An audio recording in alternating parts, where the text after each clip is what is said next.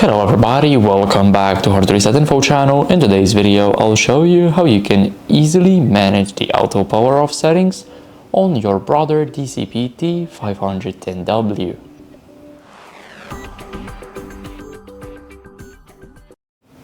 So, as you guys can see, here we have the entire set of buttons on our printer.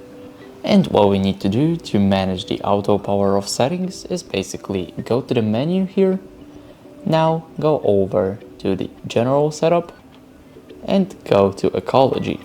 Now here, make sure that we are at the number 3 here, and now click OK, and here you can easily adjust it, or you can easily disable it here, or you can simply put it for, let's say, 2 hours, 4 or 8, or 1 hour at the beginning. So here you can adjust those settings by simply clicking OK. And now, as you guys can see, we can check, and yes, it's set to 1 hour now. So that would be it. Thank you guys for watching. Make sure to leave a like, subscribe, and see you in the next video. Bye.